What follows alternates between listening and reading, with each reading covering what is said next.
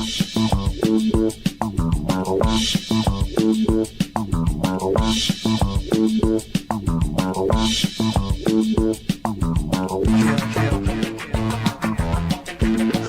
welcome to Inside the Moms Club, where being a mom is the coolest place to be. Here in the Moms Club, we believe that what embarrasses you now will make a great story later. And let's face it, you don't laugh sometimes, you're gonna cry. Join us in having a good laugh together. I'm Monica Samuels. You are now inside the Moms Club, your private destination for all things mom. Welcome, moms. Welcome to Inside the Moms Club. I'm your host, Monica Samuels, and I'm here with my co-host, Julie Orchid. Hello, Julie. Monica, it's so good to be back. It is good to be back in Los Angeles, here to record our podcast, which is so much fun. And you, I guess, are still in the midst of parenting a teenage girl. Man, it's been a week. Which I always like. I have to have two sons, so I live vicariously through. Let me tell you about the drama Julie. Oh, there's of having there's a drama? teenage girl. I can't believe it. She's 17. She has a lot of fun. She's witty, but she's also sassy. And so this week, every time I go to shower, let me back up. I don't have this regular problem, but you know, we live in Texas. It's been awfully dry, and so sometimes bugs may come into our home. Imagine. Anyway, so she keeps showering in my shower. She won't get out, and she refuses to go back in her bathroom. Okay. And I'm going to tell you why. Why would she refuse to go back? Now, I want to make a little clarification. I don't have bugs in my home. Well, I do have an occasional bug. I like might one. die from poisoning from the extermination stuff. But yes. I'm very careful not to have he bugs. comes like once a month. Anyway, honesty, a cockroach fell, she says, in her shower on her head, and she's traumatized for life. But I think this is silly. I mean, it's going on, and she refuses to go back to her bathroom. I'm going to defend her on this one. If a cockroach fell on my head in the shower, I would move to a new house. I would not let that. I mean, she's gone as far as saying, I'm going to take my allowance, which she doesn't get, and hire an exterminator. I was like, we have one. Like, you know, so anyway, it's been much drama all the way around. But raising kids is, you never know what's going on. Yeah, well, that's a really different, Yeah, so now we're sharing a bathroom, and anyone who's ever raised a daughter, you know how that's working out. Not well. So, yeah, hopefully that she, you know, gets some strength to get over this. She might need some therapy, and maybe one of those little umbrella hats. Yeah, something. I don't know. Shower, maybe you can figure out a way to make. Yeah, I think you need to have a word with your exterminator. I don't know. Well, we also have kids that graduated in 2020. We do. Yeah, and so and they're doing well, you know, but it didn't mean that there weren't bumps along the way, and so. You know, we've had some experiences recently. Well, they had a hard time. So they graduated when COVID was going on, and they didn't have a graduation. They didn't have a prom. They started college locked up in their dorm rooms, and it was all very difficult for them. But now they've graduated, and your daughter is working in Orlando at Universal, and so you know, just cranking it. And my son got offered a job, and he's waiting for it to go through. So he's playing a lot of golf and getting himself mentally tough to he's your roommate right now. But you know, yes, he is a tenant at our home. But the hard part is, and this is really, really hard for them. It's hard enough that they went through what they did, but in the last 6 weeks, those kids have been to 2 funerals of classmates. It's been super tough because it's a sad situation. It is very sad. And one of them, unfortunately, it was related to substance abuse. And I think the thing that really struck me the hardest all of it was just tragic. But I was at the funeral for the second boy, and I was talking to one of the other moms, and she said, you know, the last time I saw him was at the other kid's funeral, and I thought, that's the last time I saw him too. And it's been hard. It's been tough. But that is why I think it's great. We have a guest today that I think we can talk a lot about. She's going to But she's also a lot of fun too. So, I mean, you know, this is the show. We are about laughing too. So let's keep it Let's keep it fun too. We're going to keep it light. I love the title of her book. It is an important subject. Well, let me introduce her. Okay, and then I can't wait to talk about it. She has over 4 million followers on social media and was the winner of Oprah's Search for the Next TV Star.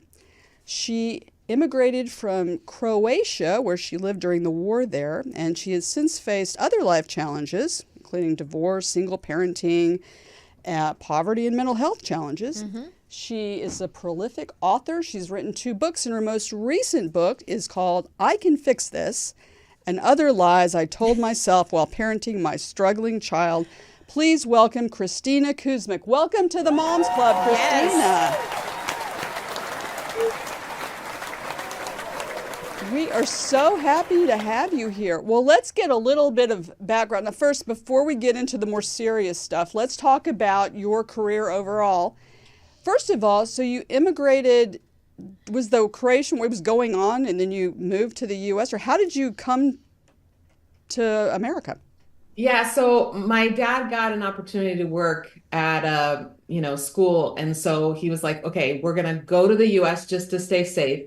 And once the war is over, we're moving back. So it was never like a permanent move. And so eventually they all moved back, and I was in college by the time they moved back. So I stayed, and they're still back there, and I'm here. Oh, wow. Oh, wow. Well, then you have a beautiful place to vacation, because I can tell you that everybody I know wants to go to Croatia for their vacation. It's the best. I mean, now as a 45-year-old woman, I'm like, I didn't even appreciate it because, kids. Yeah. Totally. If you live somewhere beautiful, it's just normal. We don't know any different. But I go back regularly, and I love it. Yeah, that's awesome. I hear it's gorgeous. So how did you get involved in entertainment? Because you won the reality contest, and now you do stand-up comedy? You do shows? You know what? Everything I've done in life has sort of happened unexpectedly. So I'm not sure who's controlling my life, but it's always something weird being thrown at me. I studied theater, and one of the reasons I studied theater in high school, I got into theater because I had a very thick accent. I talked like this. I, didn't dress cool like the American kids, and I didn't know the culture, and I was made fun of. And in theater, you can be as weird as you want, and you will belong. And so got into that, ended up studying that in college. And then, as many mothers do, everything suddenly became motherhood, and all my creative stuff, everything I'd kind of put aside, although it does take a lot of creativity to raise children without losing your sanity. But I had 2 kids pretty much back to back, and then ended up going through an awful divorce when my kids were 1.5 and 3. Sorry. Ended up on food stamps, sharing a small room with them, with a roommate in the other room. I couldn't even afford my own apartment. I was just a mess and depressed and felt awful. And then eventually, it's a long story, obviously, but that's what my first book is about. But eventually got to a place where I was feeling better and just had this need to help those moms or dads who are feeling worthless and are really struggling. And the thing they are stuck in, whether it's stress or grief or whatever it is, feels so permanent. And so I came up with sort of this mission statement, which was, I want to be for others what I needed when I was at my lowest. And now everything I create, whether it's a funny, silly, video just to make somebody laugh, or whether it's where I open up and share vulnerably about my own struggles and things I've gone through, I always think about that girl sleeping on that floor, sharing a room with her kids, and just feeling like her kids deserve better. That's who I create content. Well, you make it incredibly relatable. I will say that, and it's appreciated. And I have to tell you, the funniest part when I was watching some of your videos is the one where you basically have a baby shower for having a teenager, which I thought was hysterical because, the questions and everything. So I love your videos, first of all, because you keep them light and you keep it funny. And Monica and I love that. But we also, as far as the book goes, the title, you know what I mean? We are kind of like where I can fix this, right? So we all believe that, and you take that there is no such thing as perfection in parenting, for sure, or how to handle that. So basically, what I'd like to know is, did you get? Was your son on board for you to write this book? I understand that you guys both, you know what I mean, are on board with talking about it and everything. And there's a lot of teenagers out there who won't talk about it and don't want to bring it to light. So how did you get him to realize that it's important to talk about? So a couple things about that. One, I have had a rule ever since my, career started to grow that I would never say anything about my children without their full permission. I will Gotcha. not even tell you what my daughter ate for lunch today. Like, it will not happen. That's why you will very, very, very rarely, I think it's been years since I've done it, post a scene, a video. I'm sorry, a family photo on my social media, because everybody has to approve it. Okay. So when my son started struggling, obviously, he had suicidal ideations. It was awful. I'm not going to be like, hey, by the way, can I post about this? So I didn't even ask, and I didn't post anything. Mm-hmm. And the interesting thing is, for my followers that have been with me forever, I've told them, look back on what I was posting during this year and this year and this year. And there's a common thread, because I was posting what I needed to hear, right? So eventually, as he was starting to get a lot of help with therapy, medication, and all that, support groups actually are what helped him the most. And I remember driving back from a second residential center that he was in for mental health struggles. And it was a 9-hour drive home, and he had just spent 7 weeks there. And he mentioned something in the car. He said, what helped me the most, Mom, was hearing from other kids my age. Because kids are constantly hearing from parents and teachers and therapists, but there's something about hearing this. He was 17 when he said this to me. There's something about hearing another kid describe how you're feeling. And all of a sudden you're like, oh, I'm not crazy. I'm not weird. Right. Okay. And oh my goodness, we're allowed to talk about this out loud? Like, what? So we decided, let's shoot this little video where he would open up. And he's a very private person. He doesn't even use social media. And so I gave him, he was 17 at the time. I gave him till he turned 18, and then another few months. I think it was like 8 months to change his mind, because I have been on social media and people can be awful. And obviously he was still, he was doing better, but I didn't want anybody, to messing with his mental health. I felt like everything was so fragile. Anyway, we do this video and it blows up because a lot of families are going through this and nobody's talking about it. And especially hearing a teenager talk about it, that led to the book deal offer. And my agent called me and I said, I need to talk to my son. And I said to him, I'm not doing this without your complete, not just blessing, but like, yes. And 2, I'm not doing it without your participation. Not only would I love if you have it in you to write a chapter, which he ended up writing a chapter, but I want every chapter I write to be authentic to you. So if I say he was really mad at me, I want to know that you were actually mad at me. Because if we're going to write this book and be this vulnerable, I want it to be authentic. And so the book only exists because of his vulnerability and willingness to talk about it, knowing it would help other people. Well, let's go back a little bit and understand why he got to this place. So you have a son, you have a daughter about the same age. They're close in age. They're a year and a half apart. And then you've got another son, a younger son by your second marriage, from what I understand. Yes. So what do you think led your son? When did this start where you noticed, hey, he's kind of he's not just quiet, he might be just depressed? And do you have any idea what the underlying causes were? Because if your daughter's, people are different. Everyone is different. Maybe she's outgoing and has no issues at all. But what did you notice? When did you first notice that he was having these issues? And did he share anything with you that indicated, I'm having a problem? And did your daughter have anything similar going on? Or were they just so different that was never an issue at all? So I actually first started suspecting maybe ADHD when he was young. Right. But I live in California. I don't know where you guys are located. And when you are a broke mom on food stamps, you get Medi-Cal, which is basically state-funded healthcare. And it's great that it exists, but you get the worst of the worst kind of thing. And I remember talking to a pediatrician about it, and she said, you know what, if he can focus when he wants to, it's not ADHD. Which, by the way, now we know that is not the case. That is not true. Yeah. But at the time, that's what I was told. So I sort of dismissed it and just noticed he would be frustrated easily about stuff. But again, I thought that's just his personality. But he was this very hyper, full of life child. And then around 12, 13, I noticed his disposition start to change. He's quieter. This is called teenager. Yeah. And 100% of humans have at some point been afflicted with this. And he'll be fine. I know exactly what to do. I need to love him through it. I need to set some rules and boundaries so he doesn't, end up destroying his life. And I need to keep my sanity intact during this tough time, but we're going to get through this. So I guess that was my first mistake, is I came from a place of assumption instead of curiosity. And then as things kept going, I was like, that's weird. He's not just isolating from mom and dad because they're no longer cool. He's starting to isolate from friends. He's starting to isolate from activities he used to enjoy. He would, because a lot of times his depression showed up as anger and rebellion, and he started stealing to buy drugs and, stop going to school. All this stuff it was very chaotic. And so I would slap a consequence on him, right? Not slap him. I would give him a consequence. Right. Don't want to. And I would notice. Yeah. Yeah. And I would notice that even the consequences didn't matter. If I took something that he loved away, like, you can't do that this weekend, his response would be, fine. Yeah.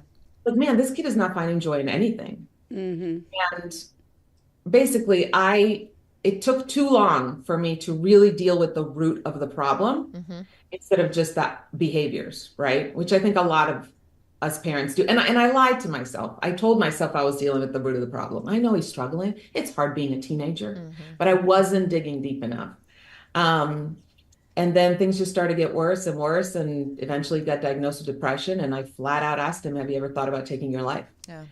Thankfully, he was honest with me, and he said yes. And that's when a parent's entire world changes. Yeah. Yeah. So go ahead.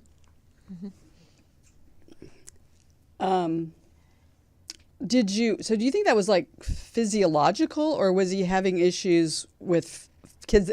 You mentioned social media, and you're big on social media. Yeah. So do you think that, because a lot of things that happen right now, they're blaming on social media, and that bullying with other kids, was there that going on? Or do you think it was just more of a physiological thing that was going on with him, and that's what? Yeah, I think a big part of it was physiological. I mean, brain chemistry, right? And again, he was eventually diagnosed with ADHD, and not having diagnosis for that for so many years.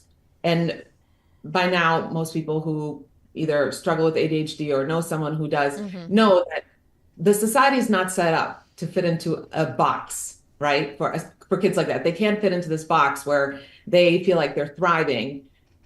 Things have to be a little different. And we have to understand kids with ADHD a little differently instead of expecting them to just follow a certain model. So I think there was frustration growing through that, and not getting support for it. On top of that, he was bullied a lot, not on social media, like before social media even really existed, when he was a kid. And again, one of my many mistakes is I bought into his, mom, I'm good. I know who I am. He wore this very confident, I don't care what people think of me. In fact, when he was 11 or 12, I think 11, we made a video. It was one of my first videos ever made. 4 ways to deal with a bully.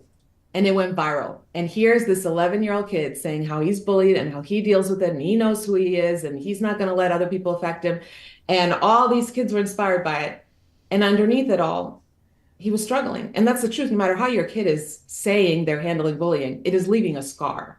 So I think it was a combination of things. When he's asked about it now, he always says, I know that the bullying did major damage, but I also think that I was born sort of with a chemical imbalance where I'm always going to struggle with depression, anxiety, and ADHD. I think one thing about the substance abuse part too, I think one thing that he said to you, which was really telling with like a lot of parents whose kids deal with substance abuse, when he said, well, if I'm thinking about killing myself, isn't it better to take something that makes me feel better? Yeah. And it's hard to think, you don't think of it that way. But if depression is the underlying thing, then it's, you can understand that. He was my first kid, right? And so all of a sudden I'm fine. First it was, pot. Then I started finding full empty bottles of alcohol under his bed. Then I started finding pain pills that he was stealing for people. Then I found out that the marijuana he was buying from school was laced with stuff because 2 girls at his school had a seizure who were getting marijuana from the same place. It was just getting out of control. And I, as a mother dealing with this for the first time, at first when I found stuff, I was like, oh, well, yes, he wants to be cool like his friends. I'm not even digging deeper than that at first. And then eventually I ended up having to call the police on him, and he ended up in a psychiatric hospital, and after that a residential treatment center. And so one of our last therapy sessions, I would go each week and have a family therapy session with him at the residential center. One of our last therapy sessions, we've been making so much progress. I'm feeling so good. Yeah. And he says to me, hey, Mom, I know I'm getting out of here next week, and I just decided I really want to be honest with you, because I think that's what our relationship needs for us to be close, is I have to be honest. And I'm sitting there beaming like, oh my God, I have my son back. And he says, okay, so this is me being honest with you. When I get out of here, I'm going to go back to doing drugs. And my heart just sank. And we got into this sort of back and forth with the therapist trying to, help us communicate well. And I just kept saying, no, Luca, I will not allow that in my house. I'm not going to support that. You've done all this work. Please don't go back. And he just starts sobbing. I mean, sobbing, shaking. And he just looks at me and goes, Mom, if the only thing keeping you from killing yourself was doing drugs, would you do drugs? And that's when I knew that he was numbing the pain, but I didn't realize that he was so convinced. And in his chapter that he wrote for the book, he wrote how sometimes he felt like he just had to stay alive so he wouldn't hurt the people he loved the most. Right. Yeah. Other times it felt like he was a massive problem and that everybody would be better off if he was just gone. And so this was the struggle. And this is the struggle from me now hearing from a lot of teenagers since the book came out.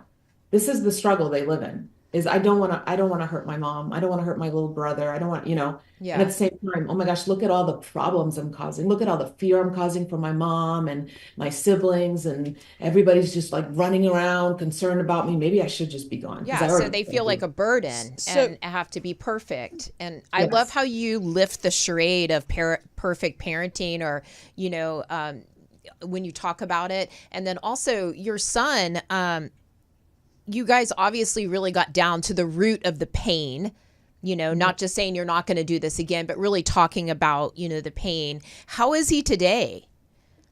So he's good. And the way we always answer, because we will never be the family that fakes it and does everything's great. Yeah, the way we always answer is, today is great. Today is great. Today he's great. Yeah. One day at a time, right? Exactly. I mean, he is, here's the thing. And this is his words.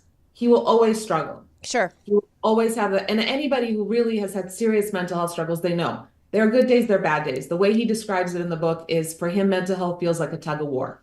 Some days he feels like he's winning, and some days he feels like he's not winning. Yeah. But on those days that are tough, at least now he has the tools. He knows what he has to do. Sometimes it's really hard to do it, even when you know it, even for us adults, right? To get out of bed and go work out and take your medication regularly and make sure you show up to therapy. Sometimes it's hard to do it, but he has the tools. And thankfully, he is showing up, and thankfully, he is choosing to live. That is great. I mean, in fact, I can't recommend your book enough for so many parents. Yeah. There's actually with fentanyl too. I mean, our children being in college, one thing I had to tell my son, because he'd say, "Oh, everybody's taking Adderall that they share with each other." He didn't say he was, but I mean, kids are doing that, thinking they're just taking a test, and they get it from another kid. They don't know where it came from. Right. And then you hear about that a kid died. And so I think it's so important that parents whose kids are struggling with these things know what to look for, know ways, and know that there's a path on the other side. And I think that's what's amazing, as we say on the Moms Club, amazing about your book. So I highly recommend it. And I know some other women who have a million questions about your book are our Zoomer moms. So we want to welcome our Zoomer moms. Welcome, Zoomer moms. Welcome to the Moms Club. Well, I am going to go around and introduce each one of you. Tell us a little bit about yourself, and then ask Kristina a question. Lorna, welcome to the Moms Club. Hi, thank you for having me. I'm from New Orleans. I have 3 kids myself, a 5-year-old, 18-month-old, and a newborn who's with me right now. I liked what you said sort of early in your interview about talking to parents who or mothers who feel stuck and feel like it's permanent. And I was, because with my first child, I thought I was never going to go back to work. And then with my second and now third child's, I'm in the entertainment. I work in film and television, and I haven't had a job for 2 years now because of the strike. And that feeling of permanence kind of elevates. And I was just wondering how you sort of dealt with that and how you found your way to the other side, I suppose. So here's how I see it. Life is already hard. Life is going to throw so many things our way that are completely out of our control, right? And then if we label that as permanent, if we're like, this is it, if we allow ourselves to get stuck, everything's going to feel heavier. And the worst part is it crushes hope. Right now, there's no hope because I'm just stuck.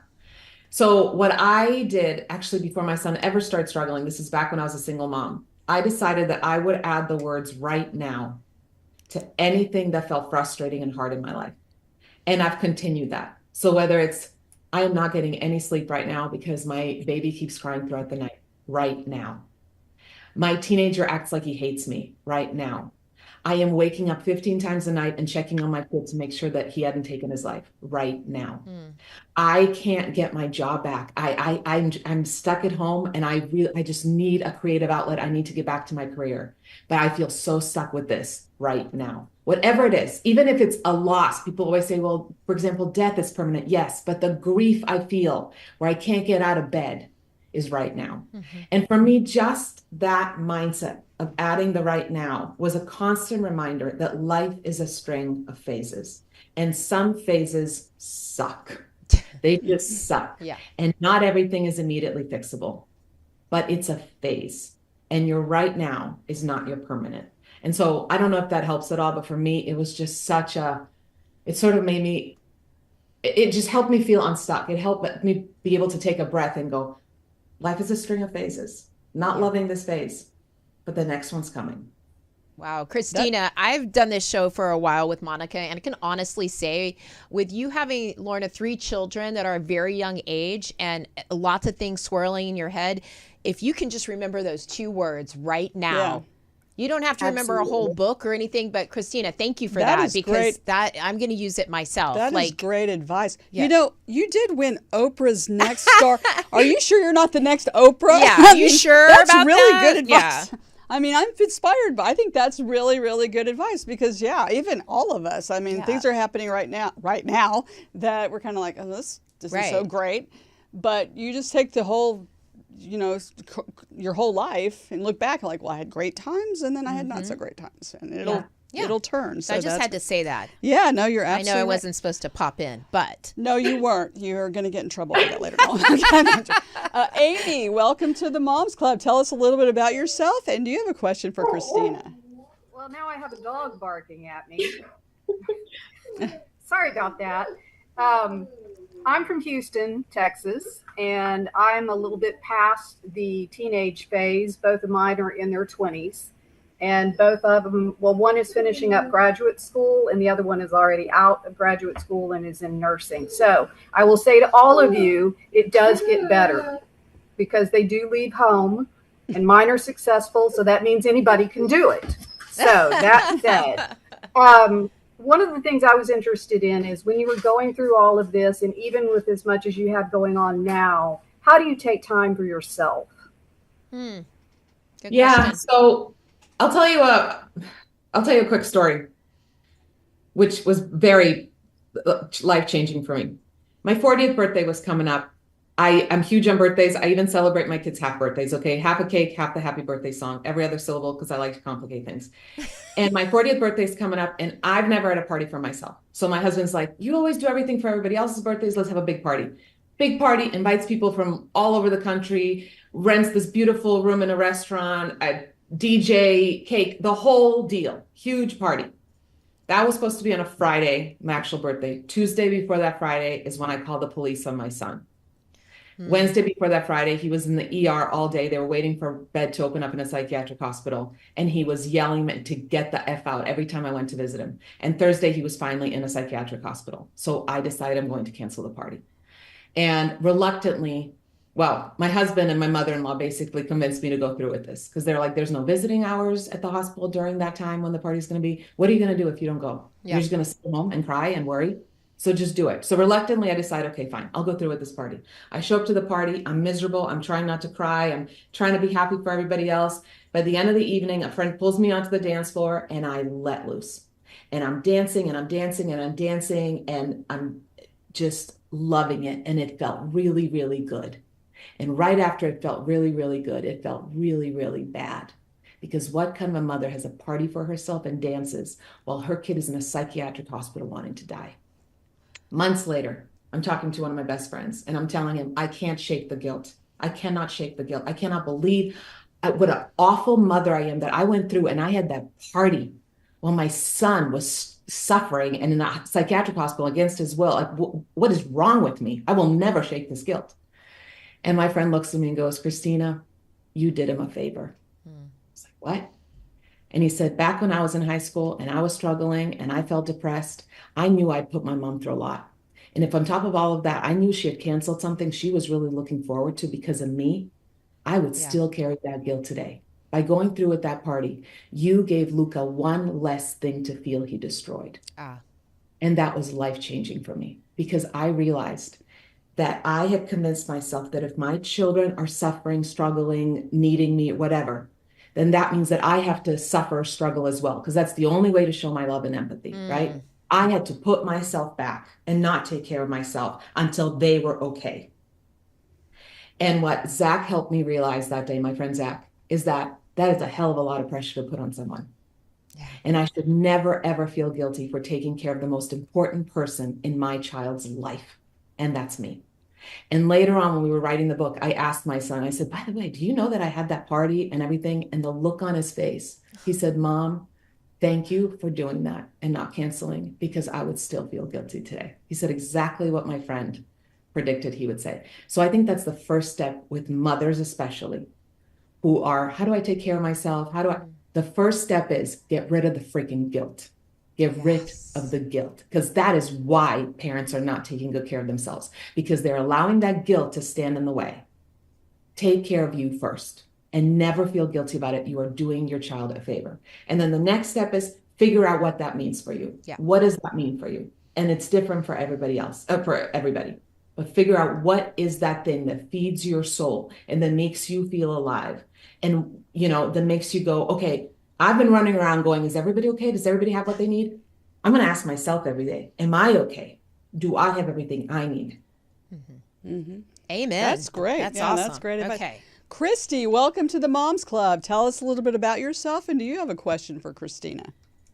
Yes, I do. Thank you so much. My name is Christy Copley, and I am also a mother of two teenagers. I have an 18-year-old and a 15-year-old, but I also run a nonprofit preschool program. And my question is really more about what your platform will be like on your new show. And I also want to thank you because I feel like, especially for all of the young moms, Lorna included, I'm sure, social media can be such a trap. And I feel like so many times people on platforms make it look like everything is perfect all the time. And, being real moms, we know that that's just not the reality. And I've been in the field of early childhood for almost 30 years, and I feel like I'm seeing such a huge increase in even the early years for mental health struggles with children. So I think that you have a great opportunity here to do a lot of good and to help a lot of families. And I'm just curious if you have any ideas what your platform will look like moving forward. I mean, my platform will never change because my mission statement stays the same. I want to be for others what I needed when I was at my lowest. Yeah. So if you read any of my books or go to my comedy shows or watch my videos, you will see one common thread. I will never paint myself, my children, my marriage, motherhood, my life, my house, anything as perfect. I think we are doing people a disservice when we do that on social media. And even people without a big following do it. And I get it because the society has brainwashed us to think that being perfect makes you more lovable and being perfect makes you more accepted and anything else is just not good enough. And that's not true because we are all, and the problem, one of my biggest problems with that is that by doing that, we are sending other people a message that when you mess up, you're inadequate. No, when you mess up, you're human. My goodness, the amount of times I've had to apologize to my children and will continue to, not because I'm inadequate, not because I'm a bad mother, but because I'm a human who is still learning and growing. Parenthood, just like childhood, is full of growing pains. So for me, the platform stays the same. I will be honest and vulnerable, always about my own story. And if I have permission from my children, and if they want to share theirs, we'll do that too. In the new book, in fact, I write about how trying to support my son almost destroyed my marriage. And my husband was gracious enough to let me share that and how we survived it. So I am all about real life and, real humanity and nothing fake. And that's why you have 4 million followers, because people, yeah, you are Yeah, real. I think being vulnerable is key. We don't have time for anything else, right? So, Well, go ahead. speaking of social media, where can we find you on social media? Where can At Kristina with a K, last name Kuzmic. I'm on Instagram, Facebook, YouTube, and then on TikTok. Somebody stole my name, so I'm at wow. Kristina Kuzmic. Well, that's not right. Yeah. well, become the 4 million #1 follower. Yeah, right. Well, thank you so much for joining us. And I just want to share that the reason Julie and I are here so bright-eyed and bushy-tailed, as they say, is because we use NuCalm, which is an amazing app. It's spelled NuCalm. It helps you sleep better, focus better. Keeps me calm. It keeps Julie calm, which is something that's so important for a successful show. And if you put Mom's Club in the code at checkout, you will get 15% off every month of your subscription, not just the first month. Yeah. So check out NuCalm for sure, and check us out on social media at Inside the Moms Club. We are too. We're on TikTok, YouTube. No one's stolen us yet, thank goodness. Instagram, Facebook, we're everywhere you can find social media. Yeah. So thank you again so much. And I can't believe this time just goes by so fast. It always does. But we'll be back next time with celebrities and extraordinary moms just like you. Thank you so much for joining us. Remember our Moms Club motto. And just so you know, Kristina does do comedy too. We got a little on the, but she's hilarious. So check her out there too. Because what's our motto, Julie? If you don't laugh sometimes, you are gonna cry.